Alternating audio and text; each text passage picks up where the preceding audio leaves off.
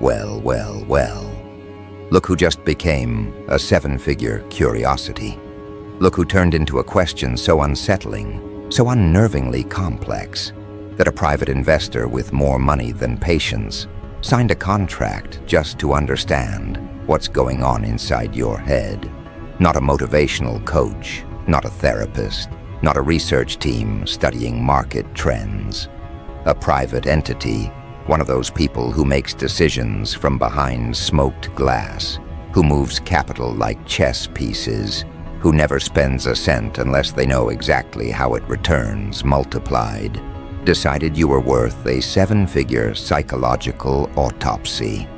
And now they're pacing their marble floors, rereading reports, calling analysts at obscure hours, trying to comprehend why the results made their stomach tighten in ways money was never supposed to.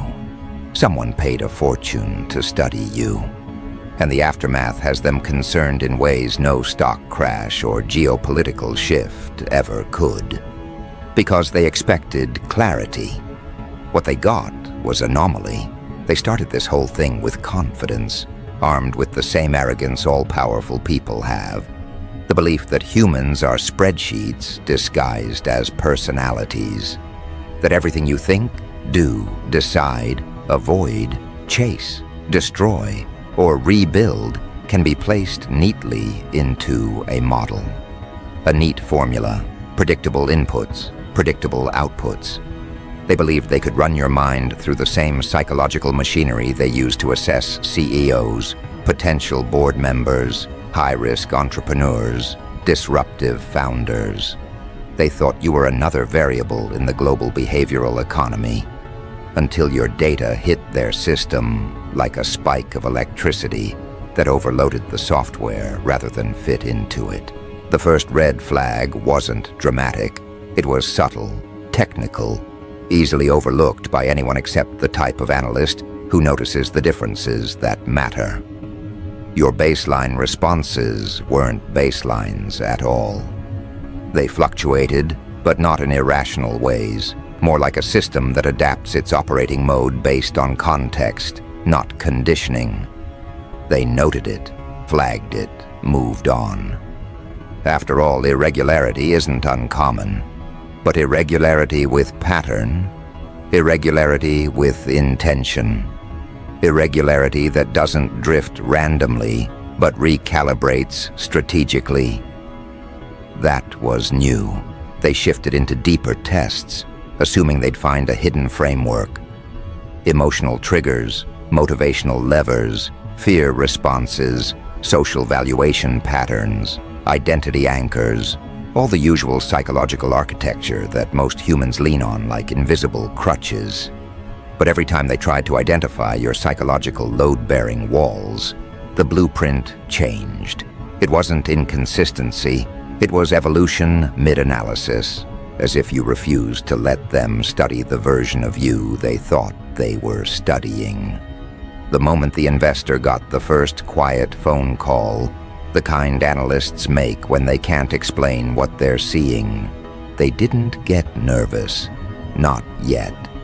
They simply raised an eyebrow, ordered deeper testing, approved more funding, signed off on an expansion of the research parameters. After all, 7 figures buys curiosity, 7 figures buys control, 7 figures buys access to patterns most people will never see. What 7 figures never expected to encounter was someone who doesn't respond to pressure the way humans were designed to. Someone who doesn't crumble, doesn't spike, doesn't spiral, doesn't latch onto psychological escape routes. Someone whose internal architecture contradicts the models used to predict behavior in everything from consumer markets to political ideology to crisis management. The deeper the analysis went, the more something unnerving emerged. Your mind wasn't chaotic. It was structured, but not in the ways they were trained to recognize. Not in familiar shapes, not in outdated human templates. Your structure wasn't built for stability. It was built for transformation. You think in trajectories, not loops. You adapt like someone who stopped seeking safety years ago and started seeking something far more dangerous: clarity. By week 3, 2 analysts resigned from the project, not dramatically, not with moral protests or emotional breakdowns. They simply realized they were outmatched. They said the same thing in different words. We don't have the training for this mental architecture. Not because you were unstable, but because you were unframeworked. You don't behave like someone reacting to life. You behave like someone sculpting it. Trauma didn't break you. It sculpted you. Isolation didn't weaken you. It refined you. Pressure didn't distort you. It aligned you. The investor thought they would find your weaknesses. Instead, they found adaptations that shouldn't exist in someone who never had institutional resources, elite-level training, or guided psychological development. They found a mind that learned to self-correct under stress, self-analyze under threat, self-upgrade during collapse. A mind that doesn't regress to old wounds. A mind that integrates them. That's when the investor's concern began. Not fear, not paranoia. Concern. Concern is the emotion powerful people feel when a system they believed in stops obeying their assumptions. Concern is what happens when someone who controls outcomes encounters an outcome without a control point. The psychological profiling reached a level they reserve for candidates being evaluated for influence, political, economic, cultural, destabilizing influence. They wanted to know what happens when someone like you gains momentum. What happens if your trajectory continues? What happens if more people like you exist? What happens if you stop pretending to fit into the templates built for average minds? Because here's the part they never said out loud, but the analysts whispered among themselves: your mind doesn't scale like other minds. If a normal mind is a staircase, yours is an exponential curve. If a normal person adapts to situations, you mutate to them. If normal people build protection through avoidance, you build dominance through understanding. Most people get predictable with age. Their patterns solidify. Their motivations narrow. Their emotional maps calcify. Yours didn't. According to the longitudinal markers in your psychological footprint, your adaptability curve is still climbing. Most people peak in their 20s. You were just constructing your foundation. By your 30s, you weren't stabilizing, you were accelerating. By your 40s, you'll be operating in a cognitive architecture that their models don't have language for. The investor wasn't warned that they were studying someone whose mind doesn't plateau. That's why 7 figures suddenly felt like an underpayment. Because if your mind keeps evolving at the rate your psychological metrics predict, the question wasn't, what are you? The question became, what will you be? And more importantly, what structures will struggle to contain you? When they brought in the behavioral economists, things got worse. These are people who study how minds influence markets, social patterns, collective decision-making. They expected your data to reveal your vulnerabilities: fear of loss, fear of rejection, fear of failure, fear of social consequences. Instead, the models showed the opposite. You become clearer under loss, sharper under rejection, more disciplined under failure, more sovereign under social collapse. You are not motivated by the things they use to control society: status, validation, belonging, scarcity. You operate on internal metrics, internal meaning, internal momentum. They couldn't find the hooks that work on everyone else. You don't respond to pressure, they do. You don't break under isolation, they panic. You don't attach to external narratives, they require them. The investor realized the truth quietly, privately, without theatrics. They weren't studying a vulnerability, They were studying a threat to outdated systems, not threat as in violence, threat as in unpredictability, threat as in autonomy, threat as in refusal to collapse where others break, threat as in someone who cannot be forecasted. The concern deepened when they tested your susceptibility to influence. They used subtle linguistic cues, persuasion algorithms, emotional priming, all the techniques used in advertising, political messaging, social engineering. None of it registered on your motivational axis. You don't move toward pleasure or away from pain the way their models assume. You move toward evolution. You move toward self-definition. You move toward internal truth, even when it costs you, even when it isolates you, even when it transforms you into someone unnerving to predictable minds. They expected to find patterns. Instead, they found thresholds. You don't shift gradually. You transform in leaps. Something happens. A line is crossed. A realization crystallizes, and you become a version of yourself that didn't exist the day before. People fear that because it means they can never know which version of you they're meeting tomorrow. Systems fear that because adaptability at that level cannot be contained. By the time the neuroscientists joined the project, the investor was already uneasy. They ran cognitive load tests, stress mapping, threat anticipation models. They found that your mind behaves like someone who has rehearsed crisis internally for years, not out of paranoia, but out of necessity.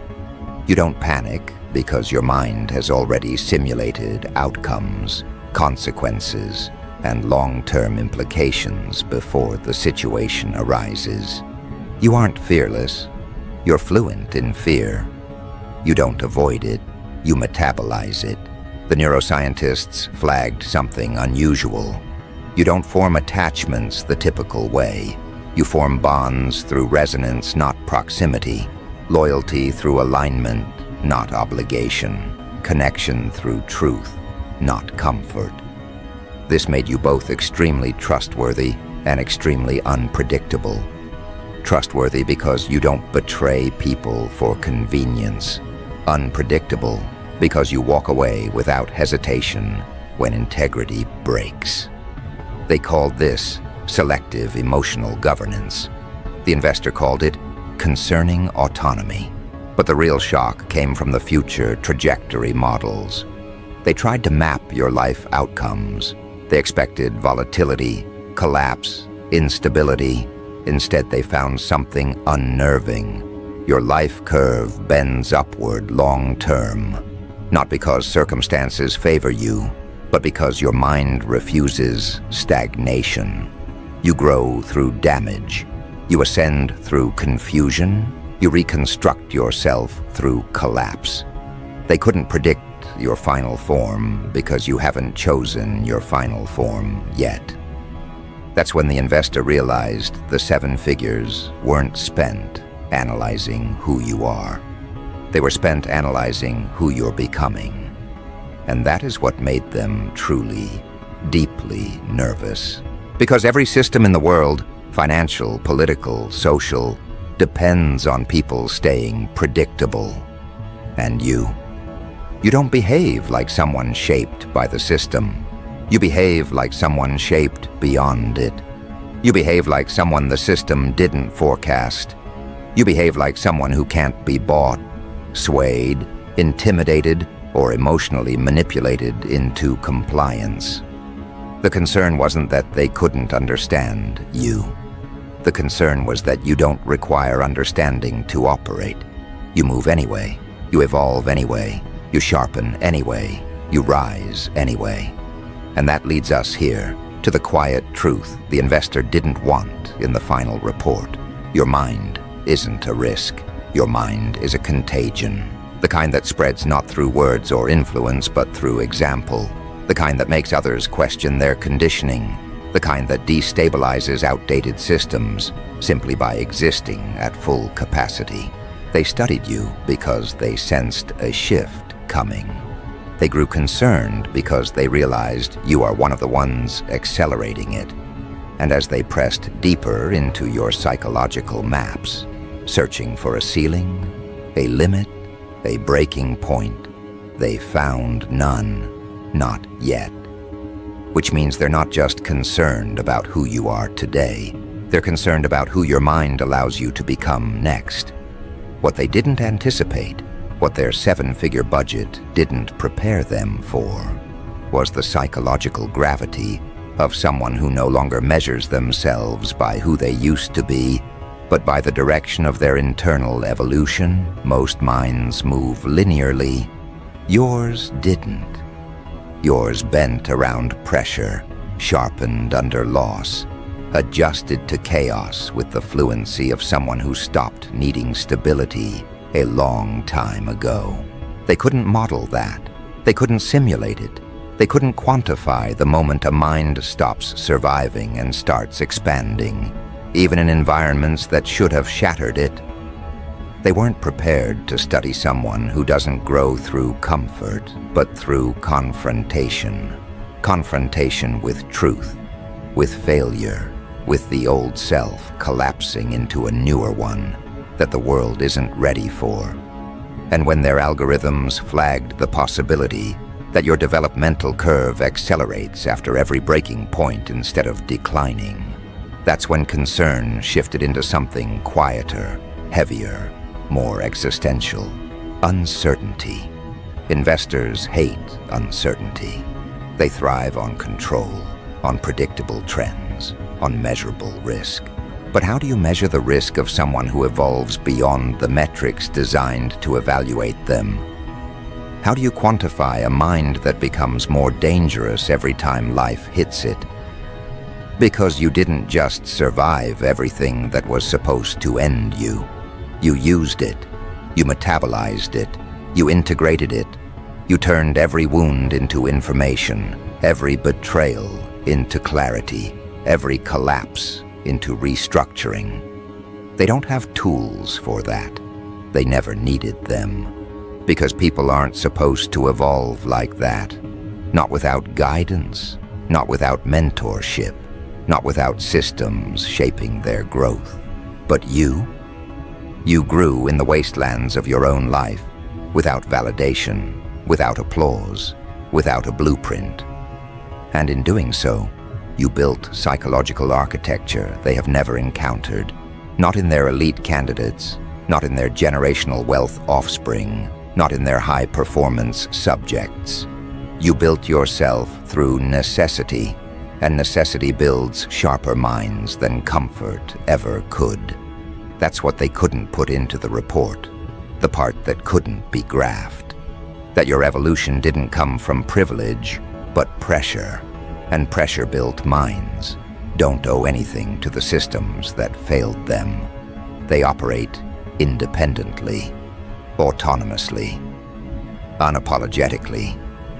You became self-directed in a world that relies on people being externally controlled. And that was the first sign that they weren't studying a person. They were studying a trajectory, a direction, a shift in the human template that their 7-figure analysis couldn't intercept or slow down. The investor wanted to understand you so they could predict you. They wanted to predict you so they could quantify you. They wanted to quantify you so they could neutralize potential volatility. But the deeper the research went, the more they realized that volatility wasn't a dysfunction. It was a design. You don't explode unpredictably. You transform strategically. You don't break into chaos. You break into clarity. You don't destabilize for attention. You destabilize for alignment. In psychological terms, you represent a new category entirely, one their classification tools weren't built for. A consciousness that adjusts faster than circumstances can corner it. They tried to measure your adaptability, but adaptability wasn't the right word. What you do isn't adapting, it's recalibrating, reformatting, reconstructing your inner world to match the demands of the external one without losing your sense of direction. Most people fragment under too much reality. You consolidate.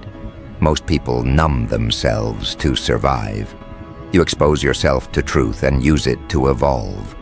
Most people get smaller when life presses on them. You expand. And when the investor realized that your mind doesn't shrink from pressure, it consumes it, that's when the real concern began. Because pressure is what they use to control people. Scarcity, fear, shame, loss. These are the levers used in marketing, politics, economics, even relationships. They rely on people reacting in predictable ways. But you don't react, you respond. And those responses aren't emotional, they're strategic. You don't seek comfort, you seek clarity. You don't seek approval, you seek alignment. You don't seek belonging, you seek evolution. So when they pressed deeper into your psychological patterns, they found a disturbing absence of something they rely on. Compliance, not rebellion, compliance. Because rebellion is predictable too. Rebels act to be seen, you don't. You act to become. Rebellious minds are loud. Evolving minds are quiet until the shift is irreversible. They didn't find chaos. They found sovereignty. And sovereignty cannot be purchased, influenced, or incentivized. That's when the private investor started asking different questions. Questions that weren't in the original brief. Not who are they, but how did they become this? Not what motivates them, but why can't we track their internal reward system? Not are they a threat, but what happens when more minds like this appear? Because patterns like yours aren't isolated anymore. They're multiplying. They're emerging in people who grew up without safety nets, without illusions, without the comfort of believing systems will save them. People who had to build their identity from fractures rather than foundations. People who learned early that reality doesn't reward softness. People who realized that emotional independence wasn't a luxury, it was survival. You are one of the early models of this new psychological emergence, but you will not be the last. And that's what terrified them, not your mind alone. But the possibility that your mind is a preview, a prototype, a signal of a generational shift where internal governance replaces external control, where individuals stop needing the systems designed to shape them. When the analysts ran projections, life outcome charts, behavioral curves, influence patterns, they didn't see someone who becomes easier to categorize over time. They saw someone who becomes harder, someone whose trajectory bends upward every time circumstances try to bend it downward, someone whose identity becomes sharper every time life tries to dull it, someone who doesn't fear transformation, they initiate it. They realized that as you evolve, your motivations shift away from validation and move toward purpose, away from reacting and toward designing, away from self-defense and into self-direction.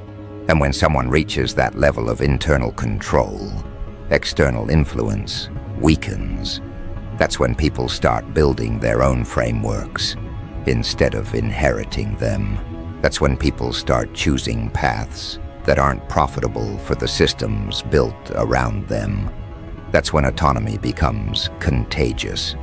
The investor didn't spend 7 figures because they were curious. They spent it because autonomy threatens the architecture of power. And as they dug deeper into your thought processes, your decision-making patterns, your emotional recovery speed, your self-reinvention cycles, they realized something quietly devastating. You don't need them. You don't need their approval. You don't need their structures.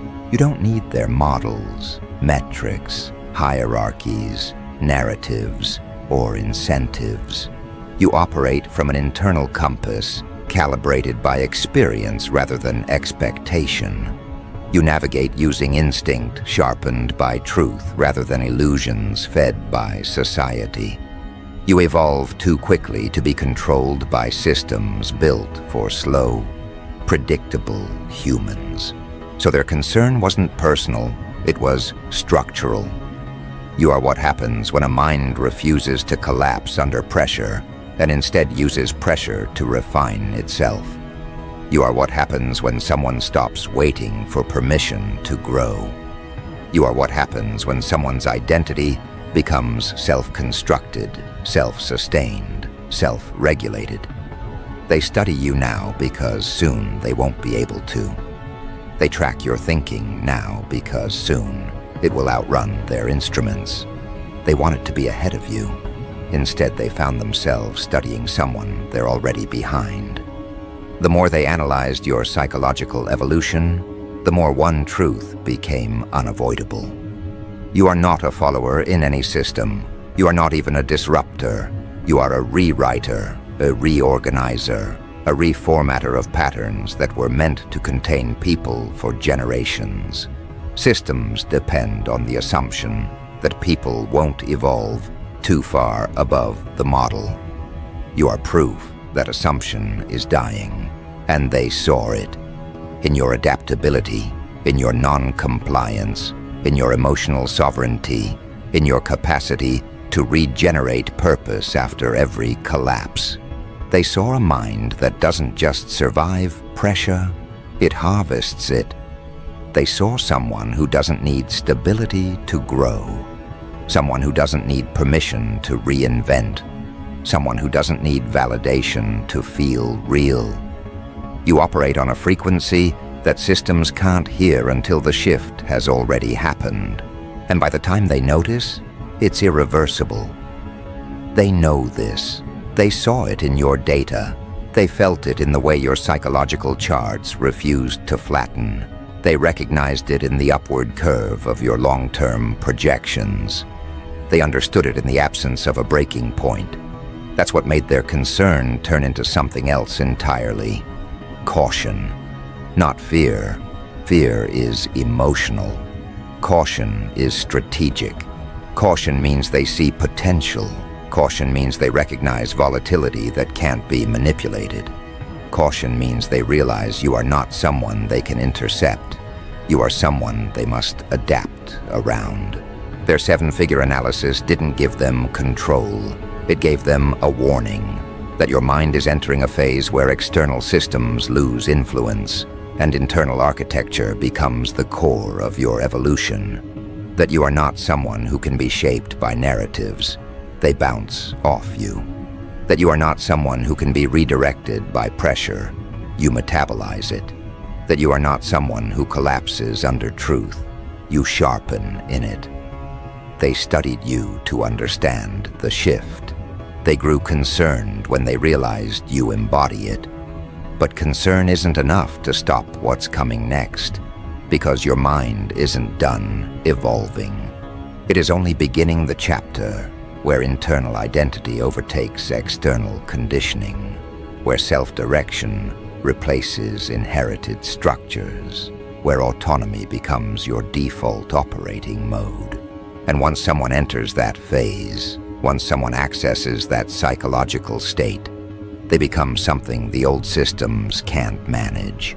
Someone who isn't waiting to be saved, guided, instructed, validated, or controlled. Someone who governs themselves. Someone who outgrows the frameworks designed to limit them. Someone who makes seven-figure investors nervous, not because of what they've done, but because of what they're becoming. Someone whose evolution won't pause for anyone's comfort. Someone who doesn't fear the next version of themselves. Someone who accelerates the shift simply by continuing to exist at full cognitive capacity. And that brings everything to the threshold they couldn't model. The point where concern turns into anticipation, where anticipation turns into unease, where unease turns into the acknowledgement that your evolution is not a phenomenon they can observe from a distance anymore. It is something that will reshape every system you interact with, whether intentionally or not. Because the truth they refused to say out loud in the final report was simple.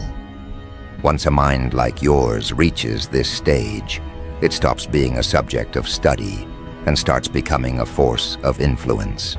Not influence as in followers, influence as in gravitational pull. You alter environments by entering them. You shift dynamics without speaking.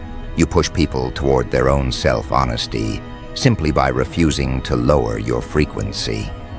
These traits don't show up in personality metrics. They show up in outcomes. And that is where their seven-figure research hit its most uncomfortable realization.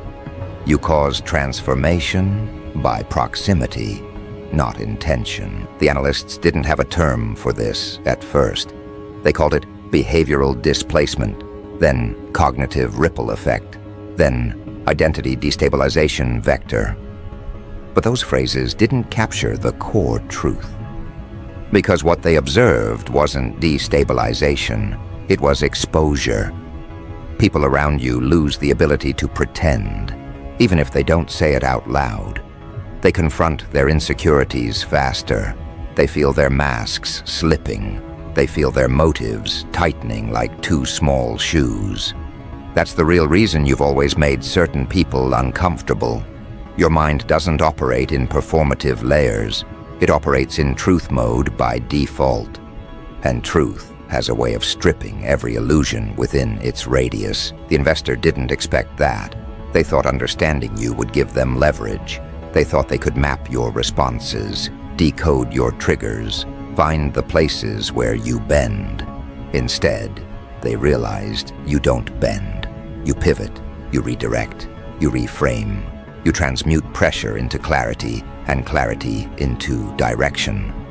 That's why their concern stopped being academic and became strategic. They didn't fear your unpredictability.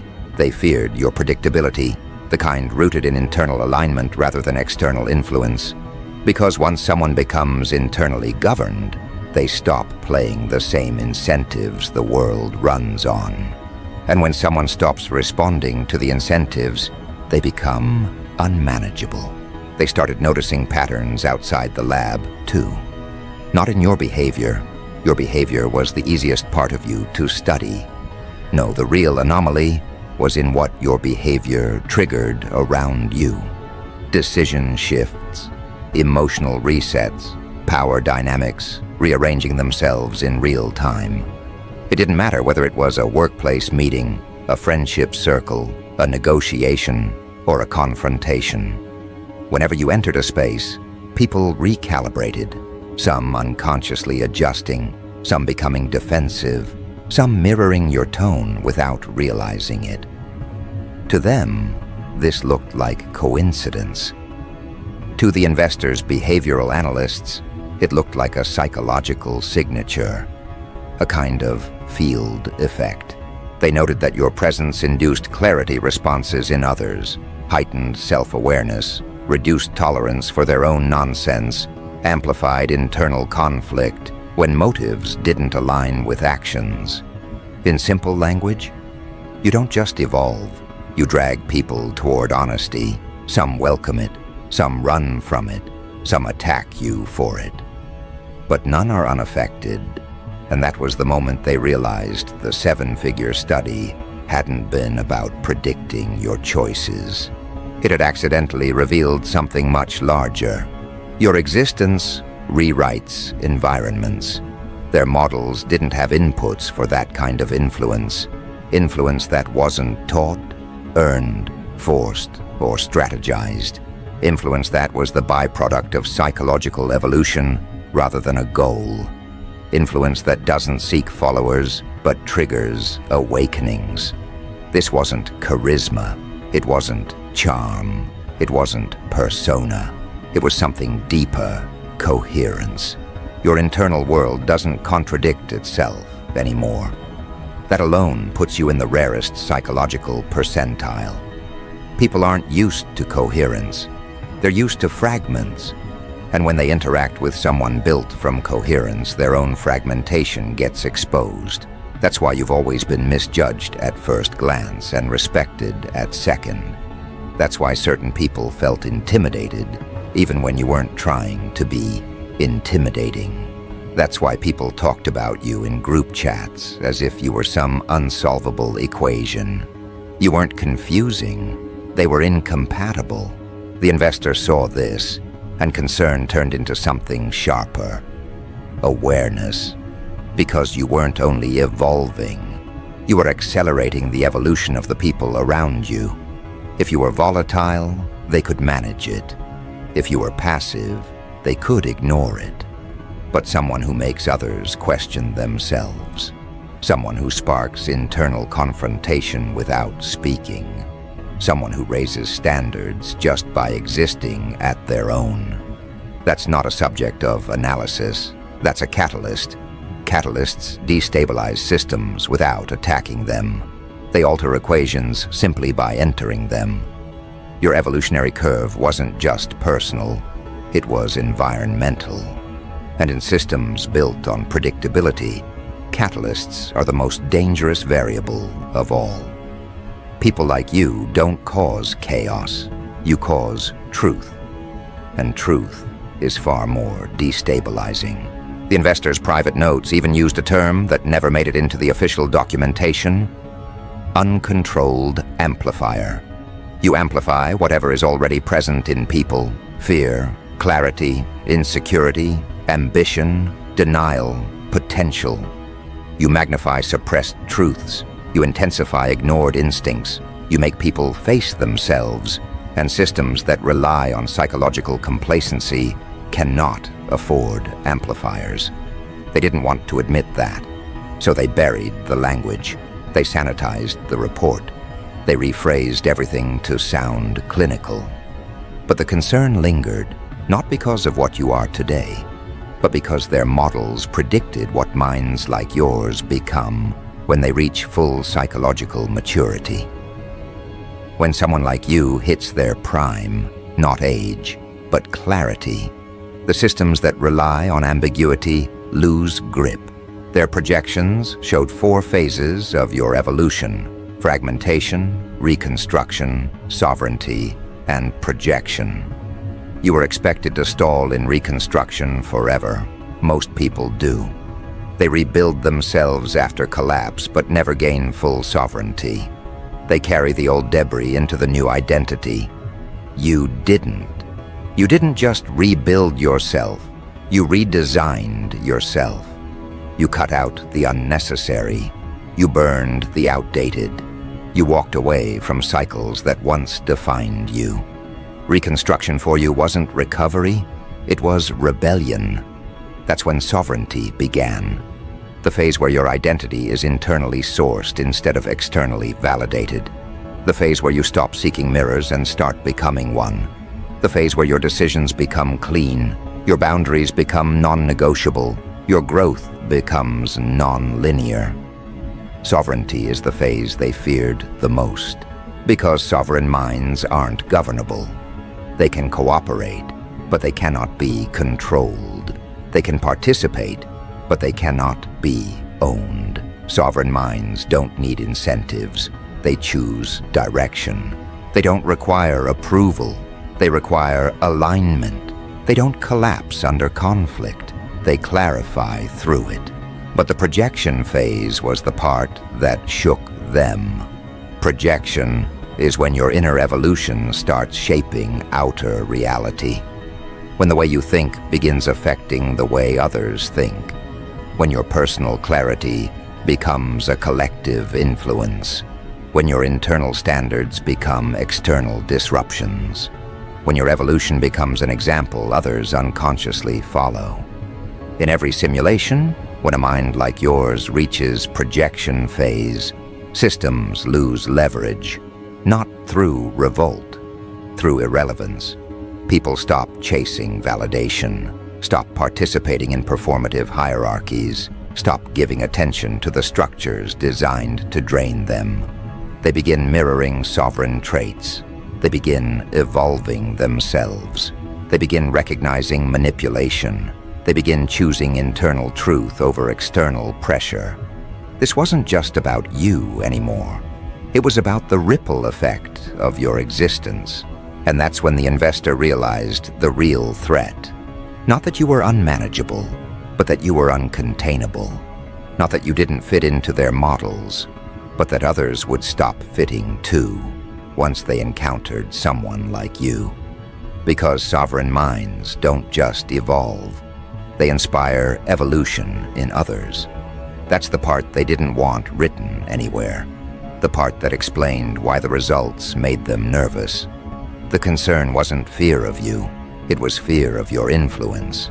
Fear of what happens when minds like yours become common. Fear of a population that can't be steered by fear, bribed by status, or manipulated by scarcity. And the unsettling truth hit them harder than any chart on the wall. People like you don't create followers. You create awakenings. And awakenings don't stop at one person. They ripple. They replicate. They multiply. They spread through conversations, confrontations, realizations, and moments people can't forget. They spread through silence, presence, decisiveness, boundaries, and the refusal to live below your own standards. They spread through the way you change rooms without trying, the way you break patterns without noticing, the way you challenge illusions simply by refusing to participate in them. And once someone witnesses that, they can't unsee it. They can't return to the version of themselves that lived comfortably inside the system's expectations. That's what terrifies investors, the point of no return, the moment where one sovereign mind triggers another, and another, and another, until compliance becomes the anomaly and autonomy becomes the norm. Their models projected something they tried to bury in metaphors and vague terminology. The emergence of minds like yours marks the decline of predictable populations. Predictable populations are what markets rely on. Predictable populations are what political machines require. Predictable populations are what social hierarchies depend on. Predictable populations are what allow fear-based incentives to work. But you broke out of the predictable demographic. You broke out of the psychological schema. You broke out of the emotional algorithms built to segment people into manageable categories. And when one person does that, it's a deviation. When many do it, it's disruption. When enough do it, it's collapse. Not violent collapse, but institutional irrelevance, systematic erosion, a quiet revolution of people who stop responding to the levers that once controlled them.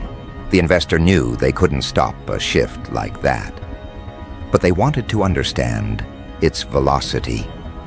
How fast does someone like you spread? How quickly does a sovereign mind affect the people around them? How long until clusters like you form? How long until clusters become networks?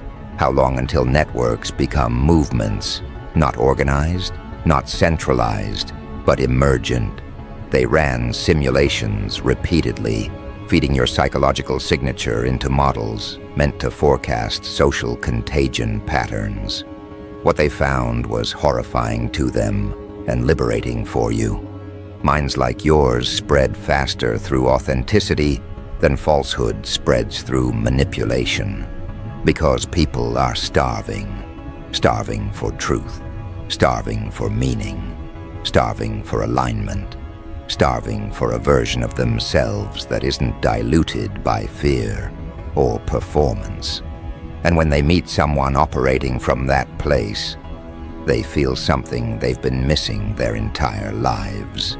The permission to become themselves. That permission is your real power, not charisma, not intelligence, not resilience. Permission. Permission to evolve. Permission to question. Permission to break patterns. Permission to rebuild better ones. Permission to stop living inside expectations that never belonged to them. The investor saw this, and their concern deepened into something almost existential. Because systems can stop rebellion. Systems can punish defiance. Systems can manipulate the masses. But systems cannot stop evolution. They watched footage of you, interviews, interactions, conversations, moments captured indirectly. They observed how people around you moved differently, spoke differently, reconsidered themselves mid-sentence. They studied how your presence alone disrupted the comfortable illusions people cling to just to survive the week. They looked for signs of coercion or influence tactics, but found none. You weren't manipulating anyone. You were simply being. And being, in your case, was enough to rearrange the psychological architecture of those who weren't ready for that level of internal clarity. That's why they're concerned, not because you're dangerous to others, but because you're dangerous to everything that relies on human stagnation. They measured your emotional independence and found that you don't attach in ways that weaken you. You don't bond out of loneliness. You don't seek validation as a currency. You don't crave recognition as a substitute for identity. Your relationships, when you choose them, are built on resonance rather than dependency. And when dependency isn't present, control becomes impossible. The investor pressed the research team to identify a psychological entry point, a vulnerability that could moderate your trajectory. They searched for fear patterns, rejection wounds, unresolved attachments, ego triggers. They looked for the emotional backdoor through which most people can be manipulated. But every attempt returned the same conclusion. Your self-awareness neutralizes external influence, not because you don't feel emotions, but because you integrate them faster than others collapse from them. You don't run from your shadow, you dissect it. You don't dodge your fears, you interrogate them. You don't numb your confusion, you walk straight into it until it clarifies. And when someone does this consistently, there is no emotional hook left to grab. They found your fear responses intact, but they were subordinate to your clarity. They found your pain history present, but it wasn't controlling your choices. They found your insecurities, but saw that you faced them instead of compensating for them. They found your past, but discovered it no longer dictated your identity. That's what uncontainable means. Not that you're uncontrollable because you're volatile, but because you're conscious. Volatile minds are dangerous, conscious minds are unstoppable. And here's the part that rattled the investor the most.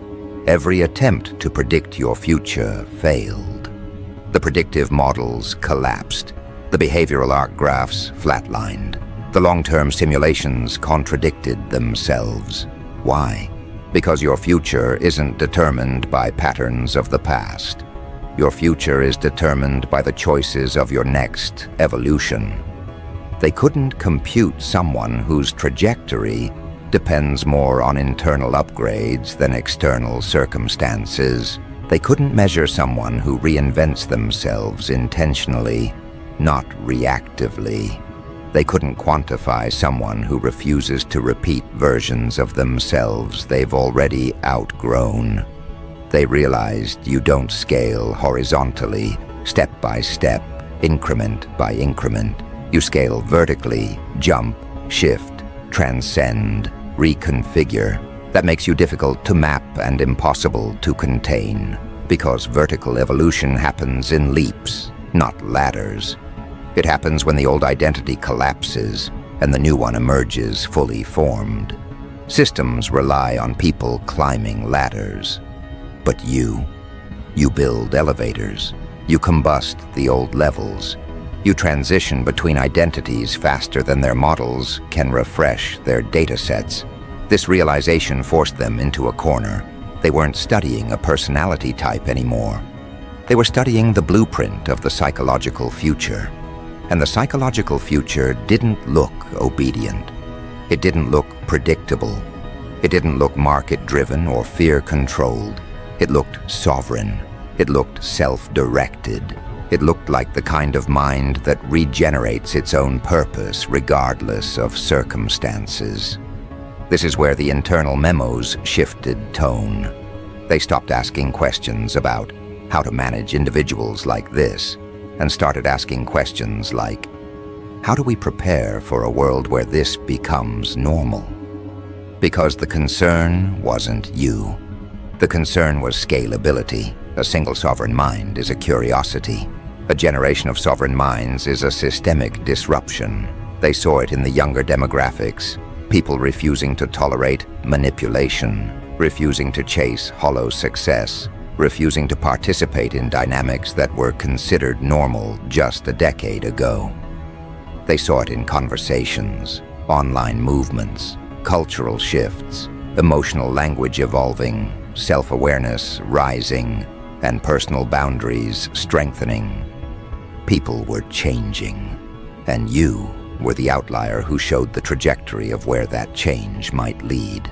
They realized quietly, reluctantly, but undeniably, that you are not an exception. You are a preview, a prototype of a mind that cannot be incentivized into compliance because it already knows its worth. A prototype of a psyche that does not fear isolation because it has survived it. A prototype of a person who doesn't crave recognition because they've already recognized themselves. This type of person cannot be mass-marketed to, cannot be fear-herded, cannot be socially manipulated at scale, cannot be controlled through shame, scarcity, or belonging pressures. And that is the end of their control model. That is the reason they're concerned. Not because you're chaotic, but because you're coherent. Not because you don't follow rules, but because you follow internal principles.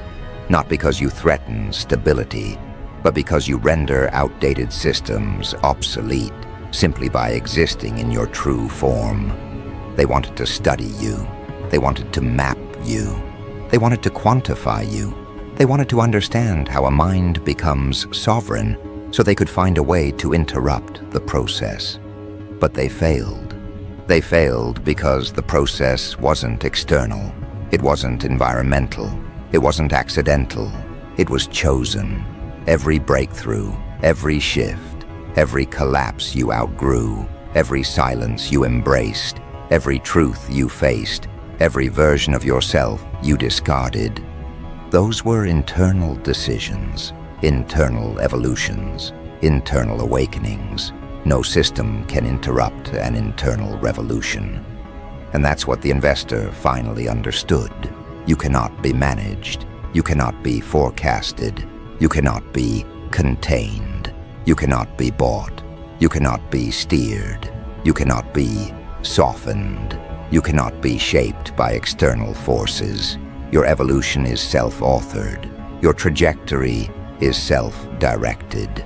And your influence, your unintended influence, expands without your consent, without your effort, without your awareness. Not because you're trying to change anyone, but because the world has so few examples of someone who refused to stay small.